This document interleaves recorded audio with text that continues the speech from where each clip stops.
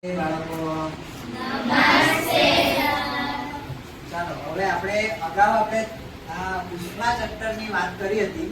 એની અંદર આપણે તાપમાન વિશે હવે જોવાનું છે.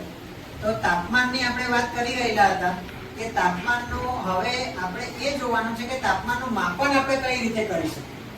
તાપમાન માટેના માપવાના એકમો કયા છે એના વિશે આપણે ચર્ચા કરવાની છે.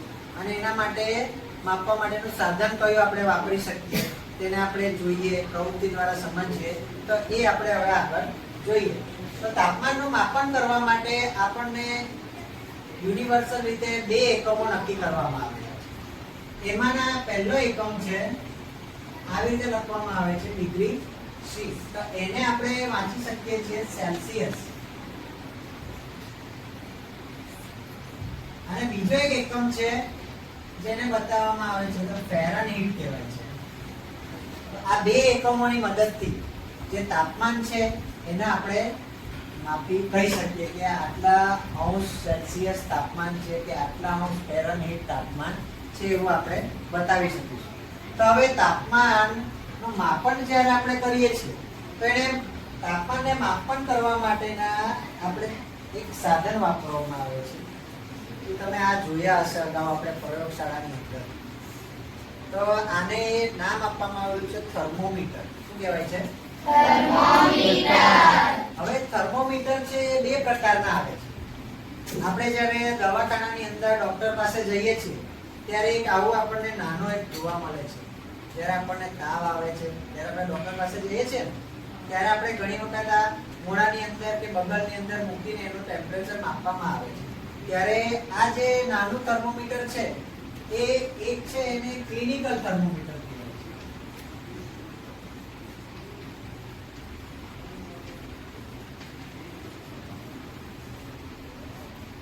અને એક એવી જ રીતેનું પણ આ જરા મોટા અંકનમાં આપણને દેખાય.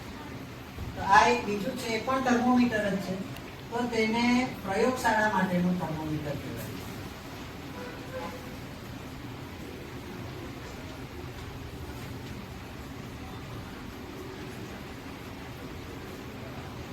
તો આજે આપણે આ પ્રયોગશાળાના થર્મોમીટરની વાત ખાસ કરવાની છે કે એના મદદથી આપણે કેવી રીતે તાપમાન માપી શકીએ.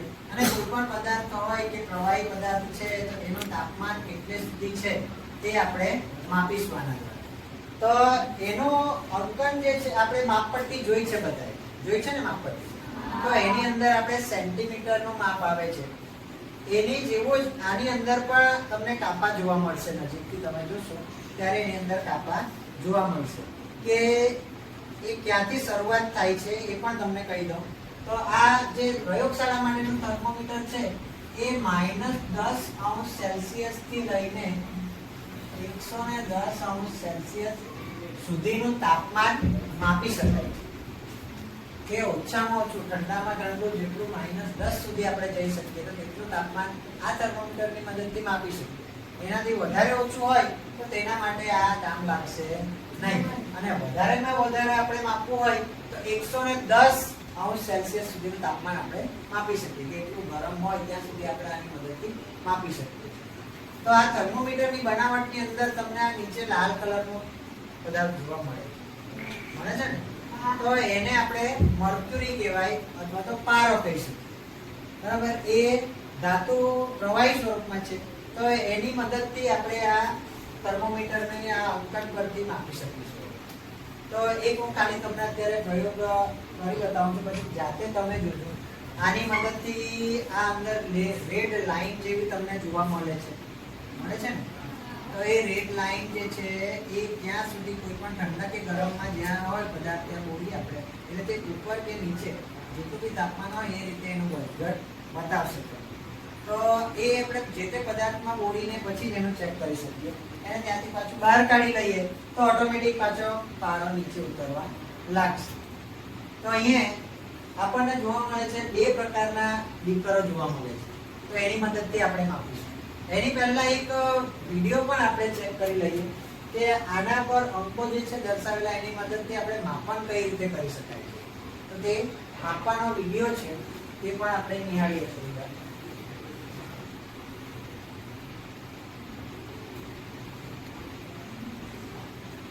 3. પ્રયોગશાળામાં વપરાતું થર્મોમીટર. Laboratory thermometer. માનવ શરીર સિવાયના પદાર્થોના તાપમાન આપણે કેવી રીતે માપી શકીએ?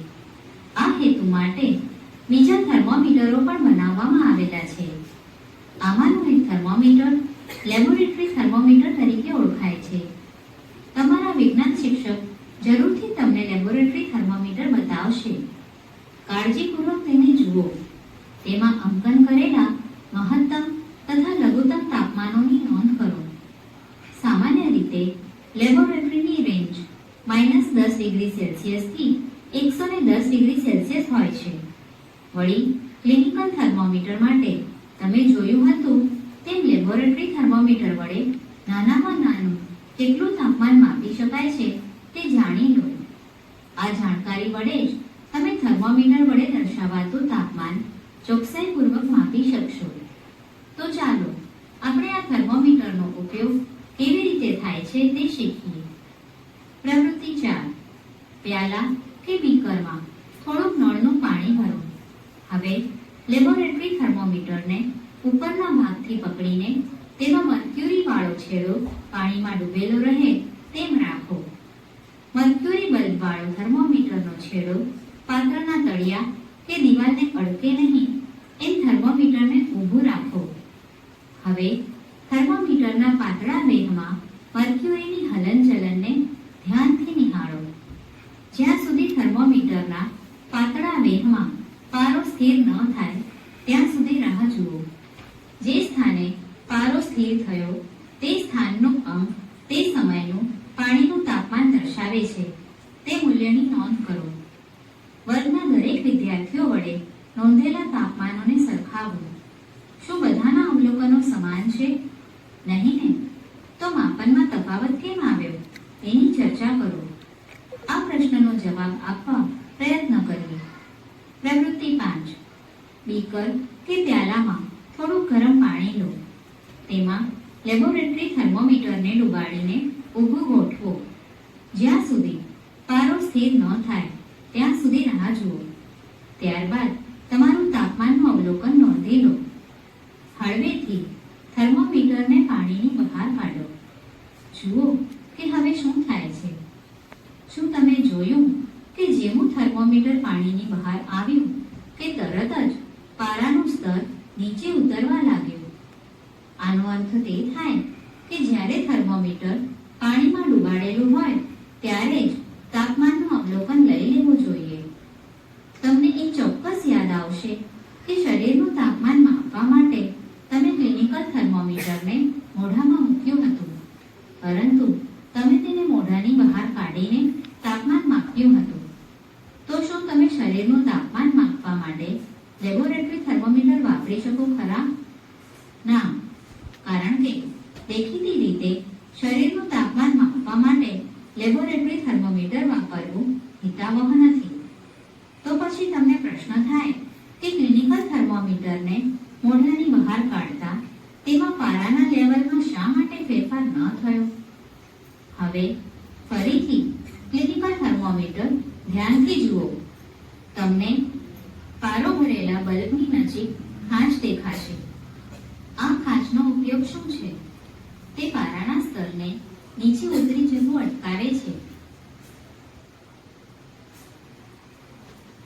જો આ બંને થર્મોમીટરની વાત એની અંદર કરવામાં તો અહીંયા આપણે એ જ પ્રવૃત્તિ આપણે જાતે કરી જોઈએ કે એમાં આપણે વિડીયો નિદર્શનની અંદર જોયું કે દરેકની અંદર પારો કઈ રીતે ઉપર જાય છે, કઈ રીતે નીચે જાય છે. તો એ કેમ એવું થાય છે તે હવે જાતે પ્રવૃત્તિ દ્વારા આપણે જોઈએ છીએ. તો અહીંયા બે બીકરો તમને જોવા મળે છે. બરાબર, એકમાં સાદું પાણી લીધું છે આપણે અને એક બીજું છે એની અંદર થોડું આપણે હુંફાળ ગરમ કરેલું પાણી. તો બંનેના તાપમાનમાં આપણે કઈ રીતે ફેરફાર જોવા મળે છે અત્યારે ખાલી હું એકવાર જોઈ જોઉં છું, પછી તમને કહું તાપમાનમાં કેટલો ફરક આવે. નીચે જાય છે ધીરે ધીરે પારો. કેટલીક વાર સુધીમાં નીચે જાય છે આપણે જોઈએ.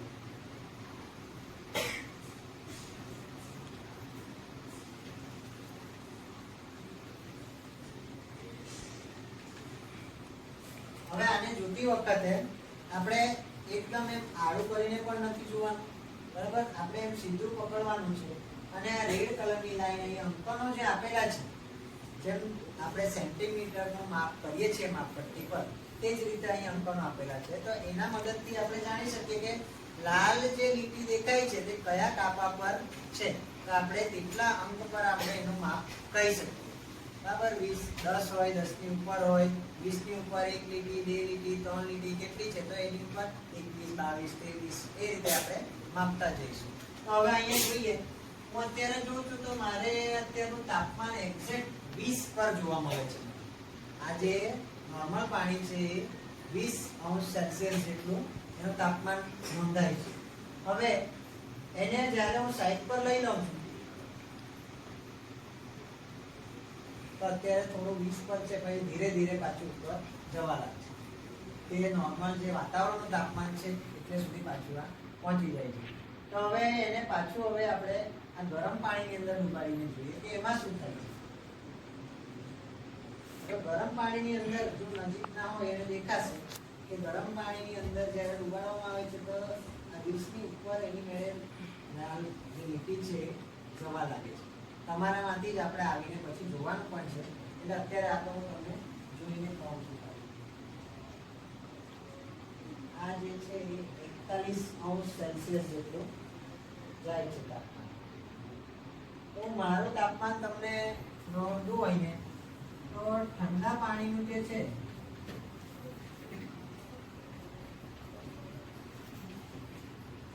એ કેટલા ડિગ્રી સેલ્સિયસ હતું? 20°C જેટલું મને બતાવ્યું. અને ગરમ પાણીનું જે બતાવે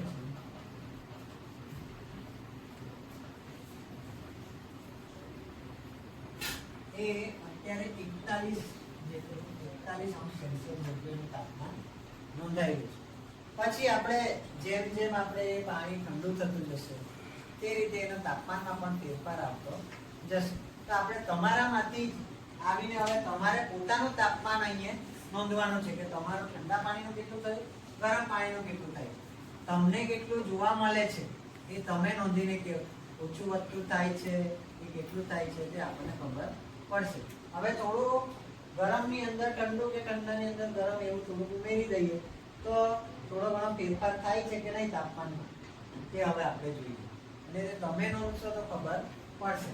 ચાલો કોણ આવશે? છોકરીઓમાંથી પહેલા આપણે આ થર્મોમીટરનો ઉપયોગ કરીને લેશું. મારા પરથી 3 જણા, ચાલો મારા પરથી તમે જોઈને સાથે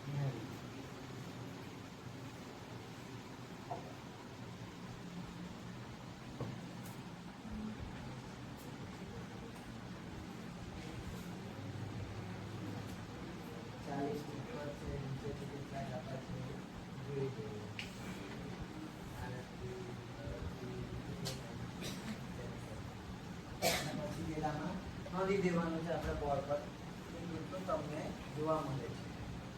એક જણ નોંધી દો.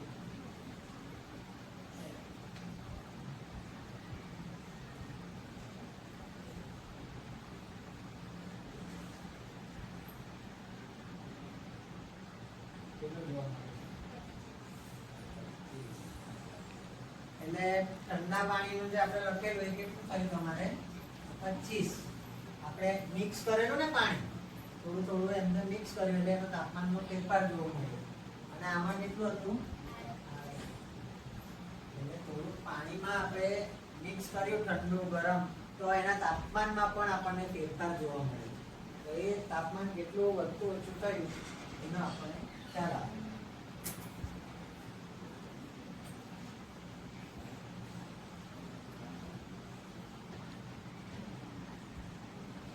બદલાય છે કે પછી એટલું રહ્યું છે?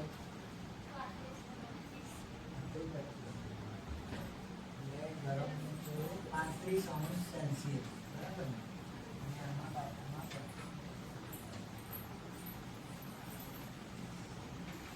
ચાલો છોકરાઓમાંથી પણ આપણે 2 જણા આવો અને પોતે ચેક કરી લો તો તમારા પણ અવલોકનો આપણે લઈ લઈએ.